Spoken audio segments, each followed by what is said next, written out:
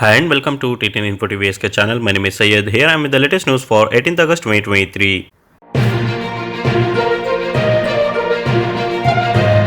Saudi Arabia set to launch new satellite channel on culture in September. Saudi Arabia is gearing up to unveil a brand new television channel in September to spotlight the country's culture and heritage. Minister of Culture Prince Bandar bin Abdullah bin Farhan has signed an agreement with Embassy Group Chairman Walid Ibrahim Al Ibrahim to establish and operate the forthcoming channel. The initiative aims to celebrate Saudi culture through diverse programming that will air 24 hours a day. The channel, which will be available on Embassy satellite and digital platforms, seeks to position the kingdoms as a culture hub with a global impact. It aligns with Saudi Arabia's Vision 2030, emphasizing the nation's rich heritage and civilizational contribution.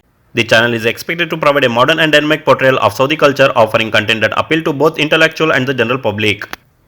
Saudi Crown Prince received phone call from UK Prime Minister. Saudi Arabia's Crown Prince Mohammed bin Salman received a phone call from the British Prime Minister Rishi Sunak on Thursday. During the call, Prince Mohammed and Sunak reviewed aspects of joint cooperation between the kingdom and the UK and ways to enhance and develop it in all fields. They also exchanged views on regional and international development and efforts exerted by both countries in this regard. The Prime Minister and Crown Prince said they would continue working closely together to progress UK-Saudi cooperation and look forward to meeting in person at the earliest opportunity, Sunak office said in a statement.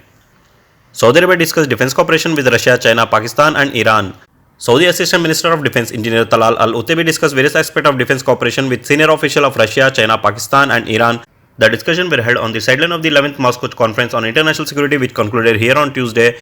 Engineer Al-Utaibi headed the delegation of the Saudi Minister of Defense that participated in the conference. More than 800 delegates from 76 countries and 6 international organizations took part in the conference.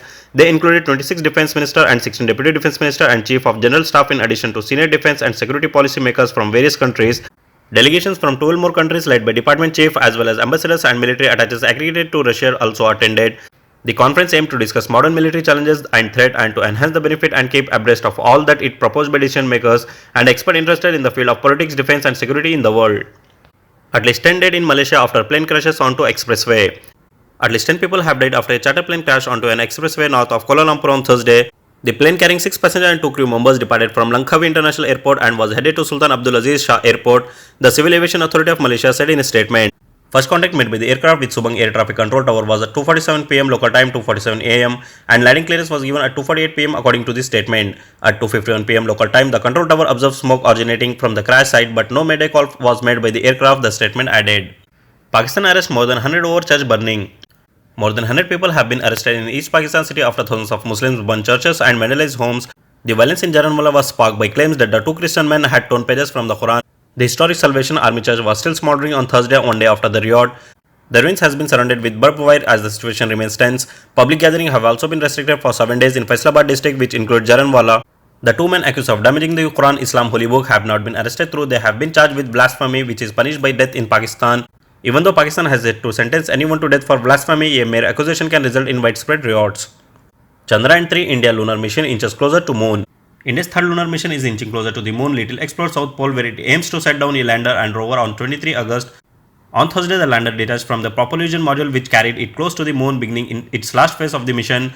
Chandrayaan-3, however, may not be the first to land on the South Pole if it is beaten by the new Russian mission. Luna 25, launched last week, is expected to land a day or two earlier. If the Russian spacecraft, its first moon mission after nearly half a century when Russia was part of the Soviet Union, is successful in making a soft landing on 21st or 22nd August, as planned, Chandrayaan-3 will have to settle for being a close second. India, however, will still be only the 4th country to achieve a soft landing on the moon after the US, the former Soviet Union and China. On Thursday, the Indian Space Research Agency said the landing module was set to descend to a slightly lower orbit upon a deboosting planned for 4 pm IST on Friday. It is expected to begin its final descent for touchdown on the moon on 23 August. Indonesian protesters demand action as air pollution chokes Jakarta.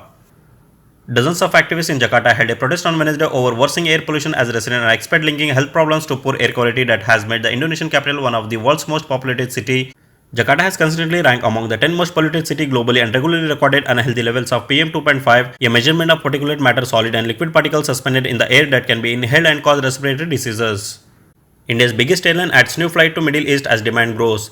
The Middle East is becoming the destination of choice for growing numbers of Indian travelers. Travel agent from the South Asian nation said on Wednesday after India's largest airline Indigo recently added a new flight to the region.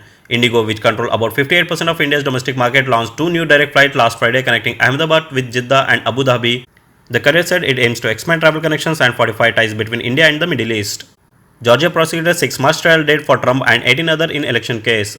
The prosecutor in Atlanta who obtained an indictment this week against former President Donald Trump and 18 others wants to take the case to trial in March. Fulton County District Attorney Fannie Wills said in a proposed scheduling order filed with the court Wednesday that she wants the trial to start on March 4. Turkey warned Russia after cargo ship incident in Black Sea. Turkish authority warned Russian counterpart after an incident involving a cargo ship in the Black Sea which took place within international waters, Turkey president said in a post on X formerly known as Twitter on Thursday. Following the incident with the ship, counterparts from Russia are warned in an appropriate way to avoid these kinds of attempts that will escalate tensions in the Black Sea, the presidency said. Saudi Arabia's future intelligence program to educate 30,000 students in AI. The Saudi Authority for Data and Artificial Intelligence in partnership with the Ministry of Education has announced the start of registration for the Future Intelligence Programmer program, the Saudi presidency reported on Wednesday. The initiative aims to train a cohort of 5,000 students in the kingdom in its first phase. The program's main goal is to provide participants with essential skill and knowledge in data science and AI, empowering them to become proficient programmers while shaping the future in these fields. The program is to educate 30,000 middle and high school students about the fundamental of AI methods. Saudi Foreign Minister receives Iranian counterpart in Riyadh. Saudi Arabia's Foreign Minister Prince Faisal bin Farhan received his Iranian counterpart Hussein Amir Abdullah in Riyadh on Thursday. Prince Faisal welcomed his counterpart on his first visit to Riyadh, and two officials held a section in bilateral talks during which they reviewed joint relations and ways to enhance and develop them in all fields. They also discussed regional and international development and effort made in this regard, means of increasing the number of consultative meetings at the bilateral and multilateral level in order to achieve more positive prospect and serve interest of Saudi Arabia and Iran were also discussed, Saudi presidency said. Bilkis Banu case, Indian Supreme Court asked Gujarat why remission policy was applied selectively. The Supreme Court on Thursday asked the Gujarat government whether its premature release policy for prisoners was applied only selectively. Justice B.V. Nagaratna asked the question at Additional Solicitor General S.V. Raju appearing for Gujarat while hearing a series of petitions of challenging the early release of 11 men who were sentenced to life imprisonment for gang raping Bilkis Banu and for murders of 7 persons during the riots in Gujarat in 2002. The remission for the 11 men was granted on August 10, 2022. National Investigation Agency arrested key accused in 9 crore rupees gold smuggling case.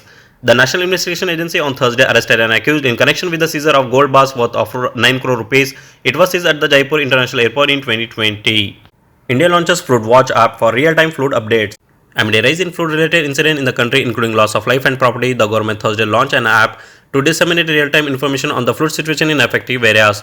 The Flood Watch app will collect data from 338 stations to send real-time flood updates across 23 states and union territories. Central Water Commission Chairperson Kushwinder Vohra said.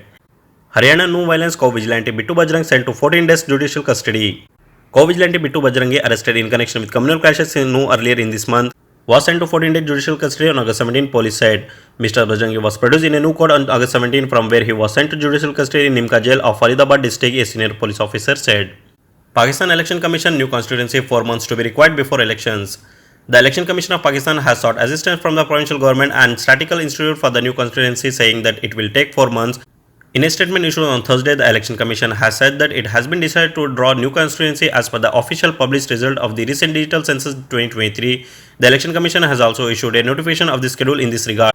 According to the statement, support has been sought from the provincial government and Statistical Institute and necessary orders have been issued in this regard. In Pakistan, 16 caretaker federal minister took oath. 4 special advisors were also appointed. In Pakistan, 16 caretaker federal ministers have taken oath of office. The cabinet division has also issued a notification for the appointments of the caretaker minister.